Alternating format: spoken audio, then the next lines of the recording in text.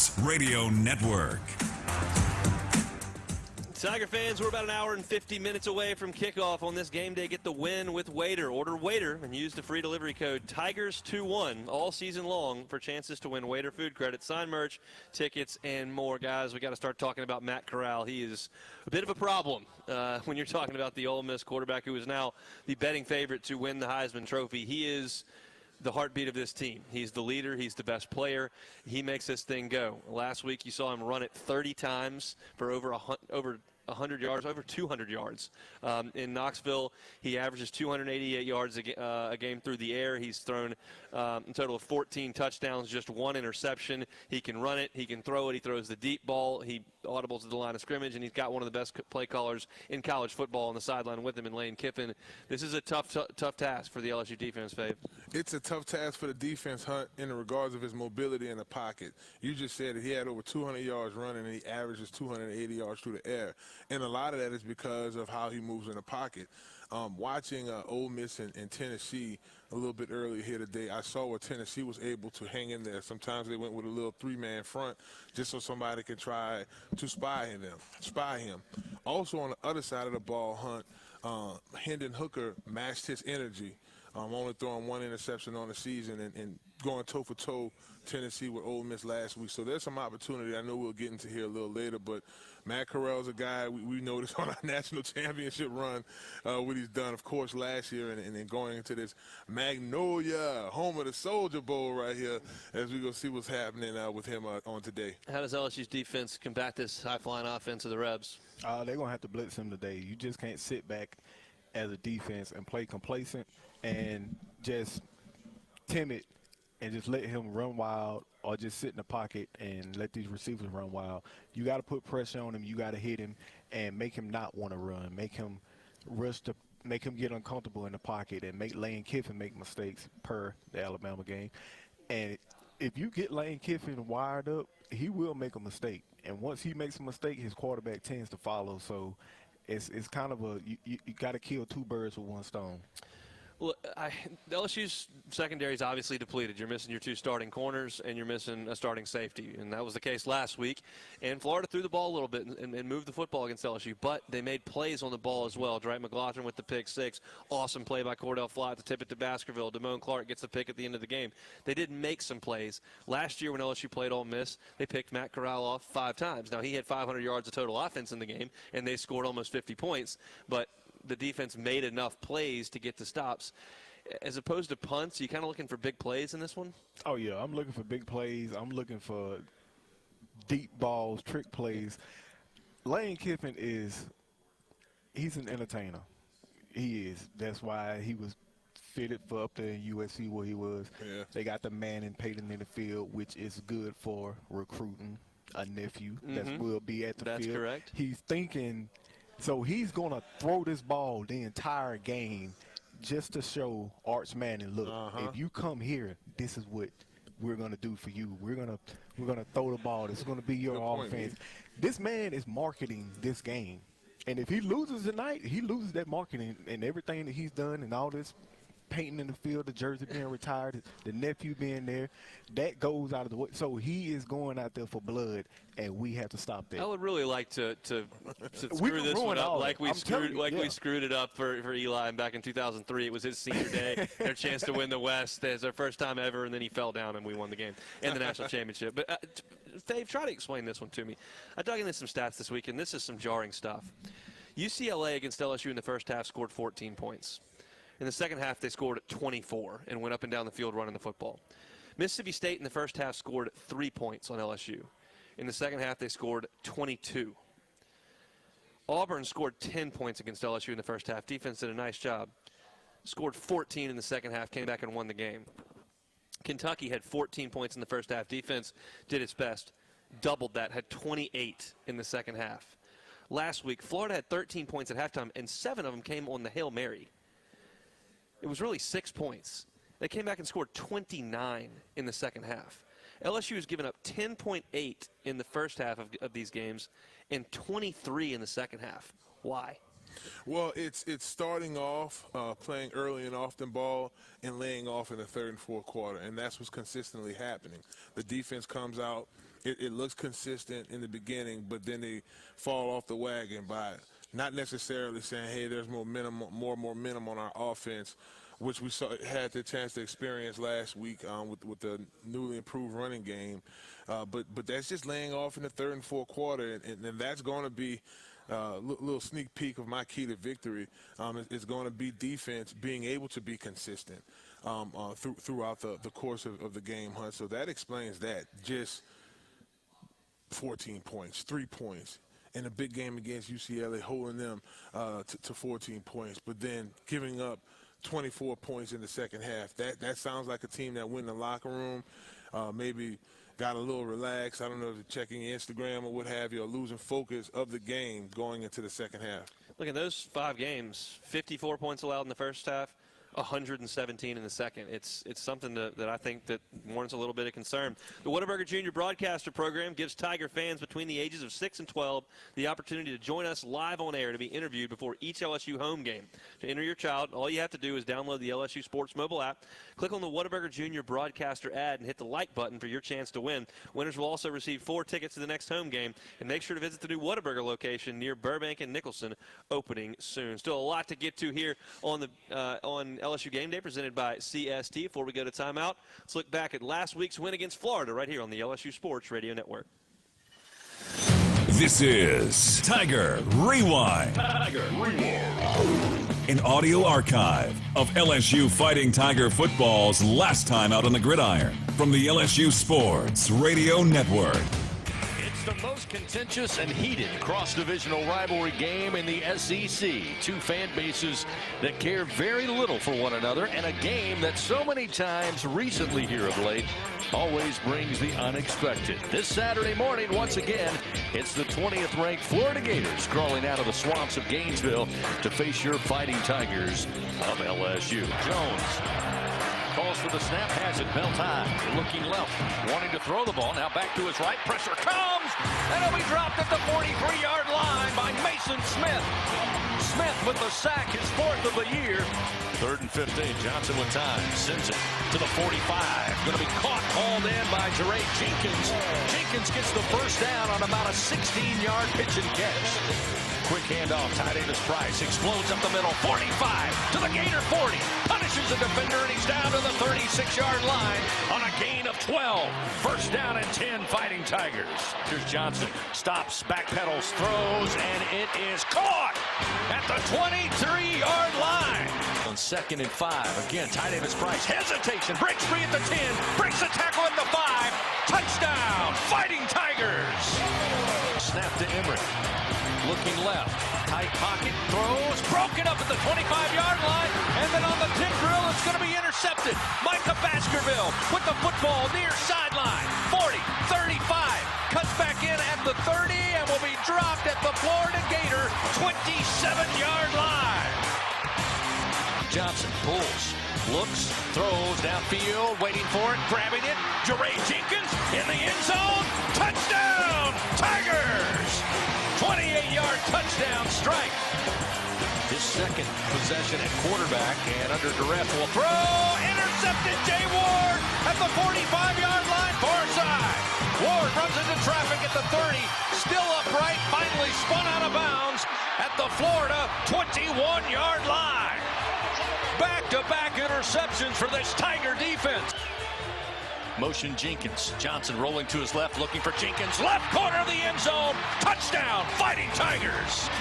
5-yard touchdown pass. 2nd of the day for Max Johnson. Jones calls for the snap. It's a little low, but he handles it. Here comes pressure. Hyde steps to his left, and it's intercepted at the 37-yard line.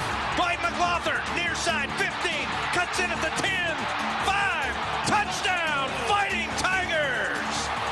Pick 6. Dwight McLaughlin with his first interception of the season. Johnson rolling out to his left, throws, has a man open at the 49.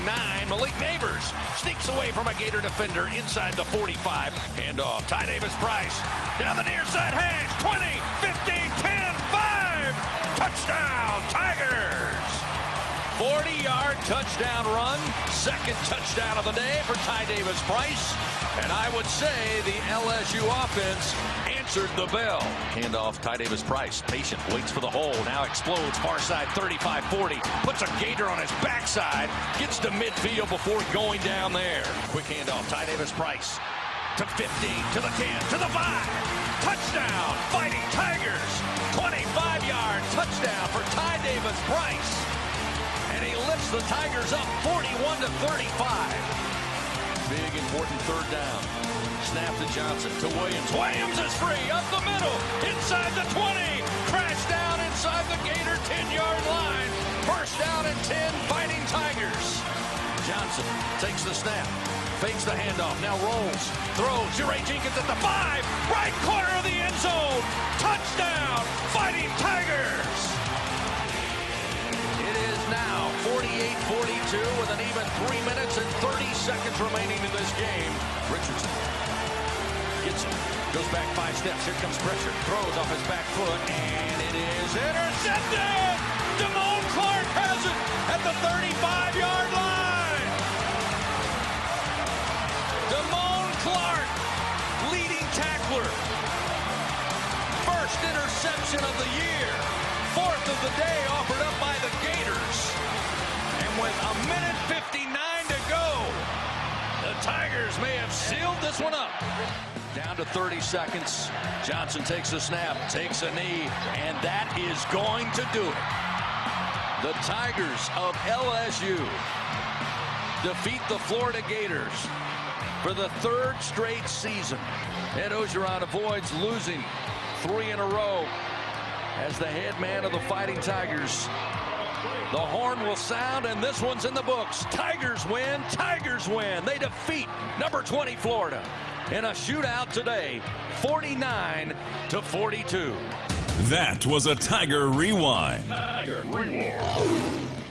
LSU Game Day, presented by CST, continues after this quick break on the LSU Sports Radio Network. Hey, Tiger fans, this is Chris Blair inviting you to become part of our LSU Athletics podcast world. For the very latest on the Tigers, whenever it's convenient for you, catch Cody Worsham and number 18, Jacob Hester, for the Hey Fighting podcast, a look inside LSU football. Join me and hear from some of the great voices of college sports on Hearing Voices. Get up to speed on the Tigers' next opponent with LSU Recon, plus replays of the Ed Orgeron Show and many more. Find them all at lsusports.net/podcast, on the LSU Sports mobile app, and anywhere podcasts can be found. Subscribe today. We always picture the SEC student athlete for their speed, their vertical, their agility, but it's time we picture them for more. For their campus voice, their community outreach, and for the simple fact that 20 years later, they're still someone's pride and joy. More than students, more than athletes. In the SEC, it just means more. He's got a seam. He's down the near side hash. Tiger fans, if you've ever wanted to listen to the LSU Sports Radio Network while watching your Fighting Tigers on TV, now you can, and it's easy to do. Just pause the TV. Use the LSU Sports mobile app to stream the audio on your smartphone or tablet. Connect to a smart speaker, then wait for the audio to catch up to the point your TV is paused. Push play, and you are all set. Watch the Tigers and listen with the LSU Sports Radio Network and the LSU Sports mobile app. 15-10-5, touchdown! Tigers! We always picture the SEC student athlete for their speed, their vertical, their agility, but it's time we picture them for more. For their campus voice, their community outreach, and for the simple fact that 20 years later, they're still someone's pride and joy. More than students, more than athletes. In the SEC, it just means more.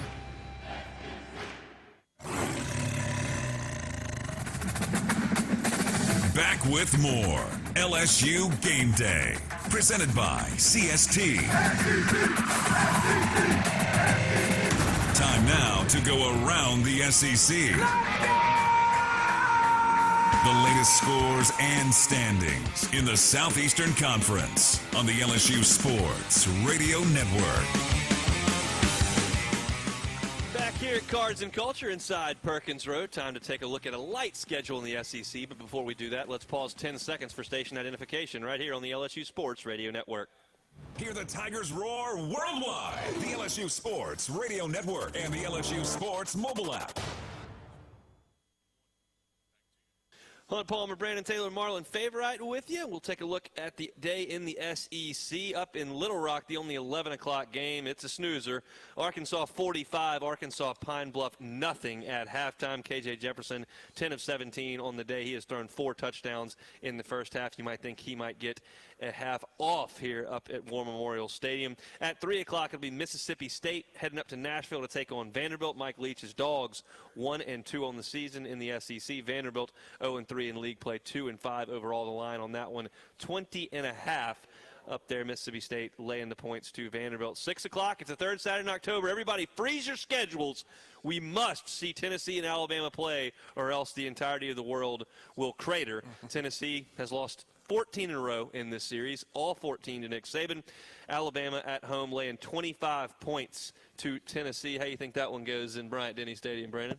Blowout. Saban is on a mission, and that's one man you don't want to play after he loses a game. Like, I witnessed it personally. Cecil Hurt from the Tuscaloosa News, who covers Alabama and has for years, said this on Paul Feinbaum's show this week, and I believe it in my core.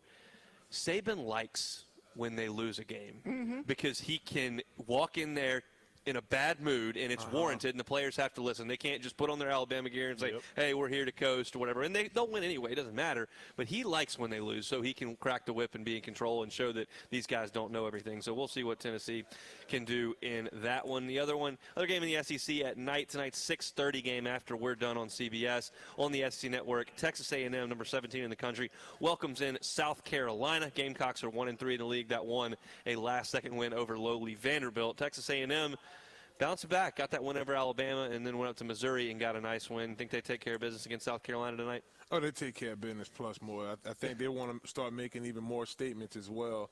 So I wouldn't shy away from that Jimbo Fisher, Texas A&M game. All season long, keep an eye out for members of the Bengal Brigade presented by Tabasco. The Bengal Brigade is loaded up, ready to give out LSU and Tabasco branded giveaway items to Tiger fans at most LSU athletic events. Tabasco, official hot sauce of the LSU Tigers. Still a lot to get to here on LSU Game Day presented by CST. Our keys to victory are coming up a little bit later. We'll chat with Chase Parham of RebelGrove.com about the Ole Miss Rebels. He is up in Oxford, Mississippi. We'll get your game day forecast. We'll go inside the mind of the Tigers and our sit down with Brad Davis, LSU offensive line coach. All that's coming up on LSU Game Day presented by CST on the LSU Sports Radio Network.